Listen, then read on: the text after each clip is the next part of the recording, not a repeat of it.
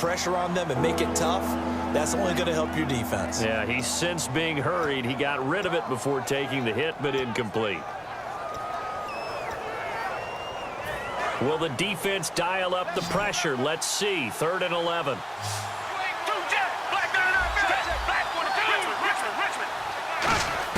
On 3rd down, Gabbert. And he can't come up with a pick. Nearly his 2nd of the game. Instead, 4th down.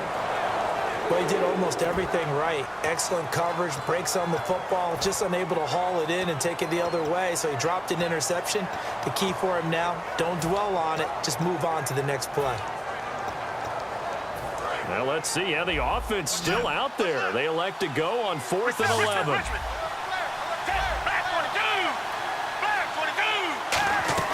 On 4th down, they do snap it to Gabbert.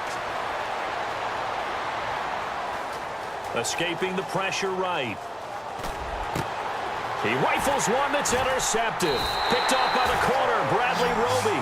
And his guys are going to take over at the 39-yard line. Now we take a glance at the offense as they work their way back out for their first possession of the second half. And they'll just simply be looking to build off the confidence of the last time out where they scored a touchdown. And confidence is powerful, isn't it? When you've scored once, you feel like you can go back out there and get it done again.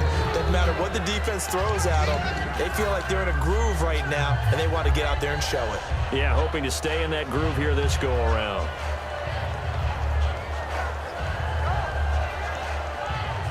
And they still need 8 yards for the first here on 2nd down. They'll put 2 receivers left, 2 to the right. A fake to Anderson, now it's Lynch. That's caught, it's Thomas. An excellent pickup of 34 yards. He's come a long way since his time at Georgia Tech. What did he run at Tech? He ran hitches and go routes, essentially. Yeah. I mean, but he ran them really well. He averaged well over 20 yards a catch while he was there. And he still creates downfield in the NFL. That big body and that willingness to go catch the football. He's pretty impressive. And his friends call him Bebe, the nickname his uncle gave him back in the day. Well, a well-executed blitz, no doubt. Great job by the linebacker. Maybe the quarterback, if he could have seen that, could have audibled there. Yeah, he needed to be in a different play because that one just meshed perfectly for the defense. All the gaps were filled except for the one the offense really wanted to run through, and that was filled by a big man wanting to make a tackle. And he made a great tackle. They'll wind up losing 3, and now it's 3rd down. On goal-to-goal runs, when you create lost yardage plays, the only way that happens is either called pressure or what I like to call straight-ahead pursuit. A great read, and they get to the backfield and make the play. And that was a big chunk of yardage lost. And this is caught for a Bronco touchdown. Virgil Green from 6 yards away. And the Broncos will add on to their lead. That's almost just not right. You cover everybody, but those tight ends, they can be awfully reliable. Very reliable. The defense just has to hate those guys. Just drives them crazy because oftentimes you can't match up with them. They have you either with size, speed, or maybe even just strength. And San Francisco gets set to go here. And following the interception, just any interception, are you a little bit more cautious when you start that next drive, or no, you just throw that out the window? I think you are. I don't think that there's any way you can run back out there and go, totally didn't affect me. Let's just go ahead and be loose with the football again. You're going to take care of it, but you have to be careful about being too cautious because now you can't run any offense at all. Still want to attack. We'll see how they attack them here.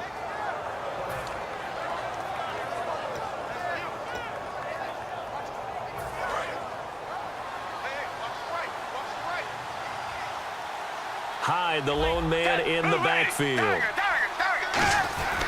They're going to give it to him running right.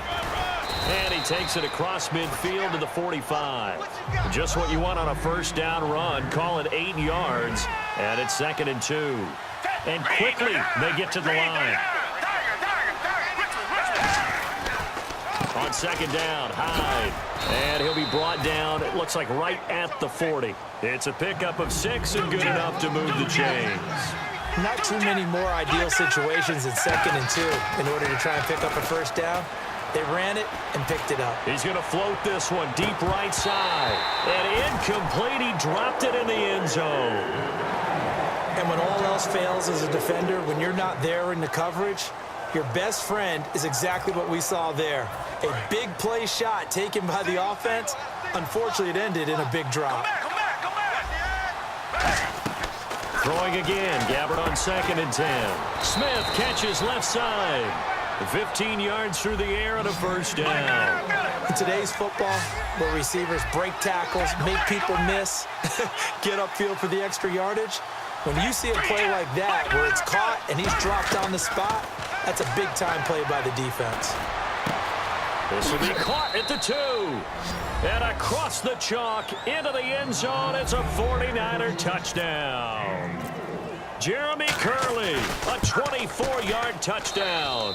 It's up and good, and this now becomes a 24-21 ball game. And following the touchdown now, it's Bradley Pinion on to kick this one away. And as we see so frequently here in Colorado, that one over the end line, so it'll come out to the 25.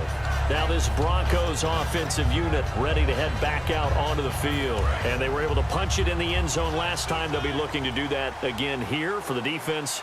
Obviously, they'll be looking to stop them from punching it back in the end zone. It always is punch-counter-punch, isn't it? And which team has the advantage? Well, let's just go back. Last time on offense, they rolled downfield, got into a good rhythm. You can see a little more bounce in and out of the huddle. You can see the sideline really get into the game.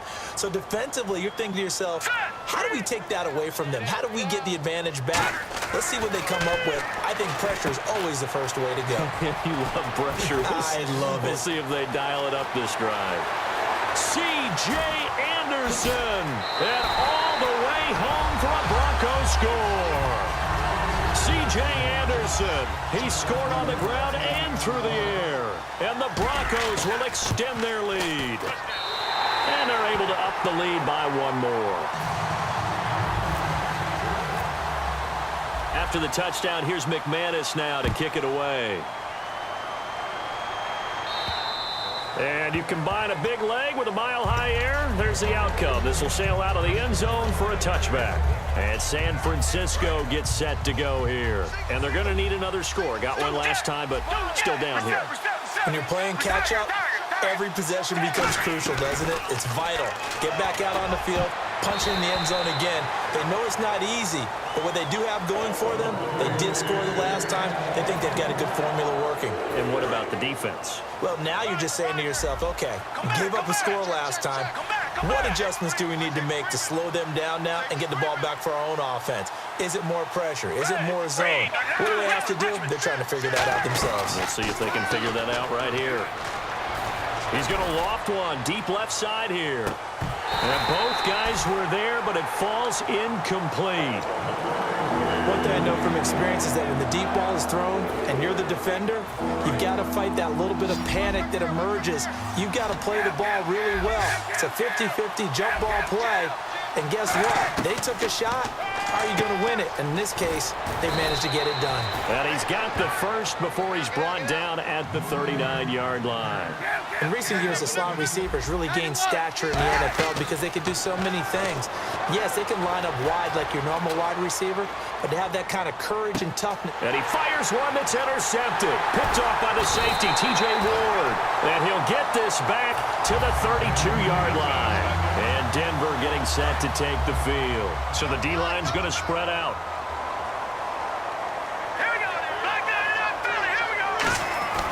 They start the drive with Anderson. Muscles him off. And he'll get this up to about the 40. 8 yards on the pickup, and now they'll have some options on second and short. Yeah, another good run there. He's been such a big part of their success here this afternoon. And that last carry, it puts him over 100 yards now for the day. Anderson. And he'll get up near the 45. They'll spot it at the 44. Back now at the home of the champs, Sports Authority Field in Denver. It's Bronco football, and they also have the lead here as we get set for the fourth. Shift together here from the D-line. In the backfield is Anderson.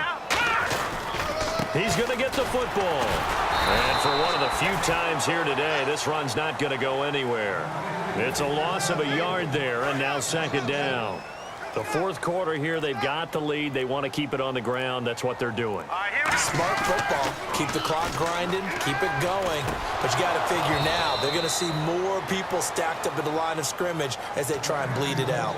It looked like they had something there, but I think that he was thinking about running with the football before he actually hauled it in, and that led to a big drop. Offense needs 11. Have to think pass here on third down. Let's go. On third down, Lynch. Got a man. He finds Sanders. They get 14 yards there at a first down. He's played a great game. It continues right there, even with this lead, confident to throw the pass and have the reception made. There's no doubt who the leader of their team is there? There's no doubt who they want to ride all the way to the finish, because strategy would tell you run the football, run the clock down. Instead, they're letting him throw it because they feel that confident in what he's getting done. They'll need to get the play off quickly. Lynch looking to throw on second. And caught right side, Green. A gain of 4 on the play, and they're going to face a third down. Looked like the screen pass was taken away there, and that was a nice job of improvising, but it's not normal. Usually when the screen pass is taken away, you're taught to just throw the ball to the ground at the feet of the receiver so that you don't get it intercepted and just start over. But he ended up finding another receiver. Throwing, Lynch. And he couldn't hang on to it through the contact. Incomplete. On any passes in the middle of the field, anyone who's going after the football is going to be conscious that it's probably going to be contested and often physically. Sometimes that leads to drops. And he has got it from 55 yards away. That was never in doubt. So they settle for just the 3 there, but clearly anything helps when you're trying to salt one away here in the fourth. Without a doubt, I think a touchdown would have been the final nail. But 3 does give him some breathing room and lets him build up a little cushion. And San Francisco gets set to go here. And following the interception, we'll see what they can put together on this drive. I can hear my old college coach right now. He always used to tell us before every game, the team making the fewest mistakes will win. What they're hoping is that last mistake is their only one of the game. Coaches, that's all they talk about, turnovers, right? Minimizing those and maximizing opportunities. They'll roll him out right. Now he'll let it go deep right side. And he couldn't hang on. Would have been their 4th pick of the game. Instead, second down. But depending on the team, they call that an explosive play or a chunk play, the one that they got on the previous one. They tried to go back and get another one, didn't they? They did, but unsuccessful on that second attempt. To throw, Kaepernick. He rifles one that's intercepted. A great read, and it's picked off. And they take over. They'll set up shop at the 46-yard line. And Denver getting set to take the field. And fortunate to get points on the board last time. They had to hit a really long field goal to do so. The kickers in today's game are so good and so skilled and hit from distances that we almost start to take them for granted. And we can't do that. That's a long field goal that they got 3 points out of. They've got to feel good about that, and they better make sure they love him up because he's helped them out. Yeah, now we'll see if that offense can put 6 on the board here. We'll see. A big play there out of the running game. 30 yards. I know that play went to the left side, and that's what it was designed to do, an outside handoff there. But how about the whole offensive line being involved? Seal the left side where the play was going, what they call play side. But how about on the back side? Just taking care of business to make sure no one can get there and disrupt it. Is the biggest key the left tackle? Without a doubt. Control that edge. Get out there. You want that left tackle. If you bring your tight end over there, either way, control the edge of the line of scrimmage, you got a chance to rumble. So he loses 3 yards there. Now third down. Yeah, let me puff out my chest a little bit, even though I'm not rooting for either team. That was a really nice defensive play. It's awfully fun to watch, even in an offensive game. And incomplete. The contact made the ball roam free and break.